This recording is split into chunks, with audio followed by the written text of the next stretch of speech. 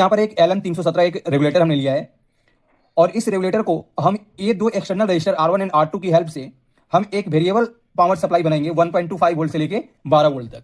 तो output voltage की जो फॉर्मूला होता है वो होता है Vout equal to V reference into 1 plus R2 upon R1, जहां पर जो V रेफरेंस की जो वैल्यू होती है वो 1.25 वोल्ट होता है, यानी Vout और इस एडजस्टेबल पिन का जो वोल्टेज ड्रॉप जो होता है वो 1.25 वोल्ट होता है। और R1 रजिस्टर का जो वैल्यू होता है वो डेटा शीट में दिया हुआ रहता है 220 ओम।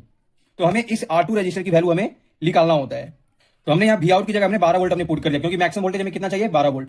और V रेफरेंस की वैल्यू कितनी 1.25 वोल्ट इंटू 1 प्लस R2 और R1 की वैल्यू क्या है जो डेटा शीट में दिया होता है, R1 की वैल्यू क्या है 220 ओम। अब इसे हम सॉल्व करते हैं, यानी इस 220 को जब हम एलसीएम ले लेंगे तो ये हो जाएगा 1.25, ये 220 यहाँ जाएगा, 220 प्लस R2 हो जाएगा। और ये जो 220 होगा वो इधर चला जाएगा, यानी ये इनटू में आ जाएगा, N 12 into 220 1.25 into 220 plus R2, यानी R2 इक्वल टू कितना जाएगा, इसकी जब माइनस करें तो 2365 डिवाइड बाई 1.25, जब इसे हम सॉल्व करते हैं तो आ जाएगा 1892 ओम। यानी जो R2 रजिस्टर की जो वैल्यू जाए वो आया 1892 ओम। लेकिन जो प्रीसेट की जो वैल्यू आता है वो आता है जनरली 2 किलो ओम का। तो हम यहाँ पर इस R2 की जगह हम 2 किलो ओम का हम प्रीसेट हम यूज कर सकते हैं, जिसके हेल्प से हम अपने आउटपुट वोल्टेज को वेरी करा सकते हैं 1.25 वोल्ट से लेके 12 वोल्ट तक।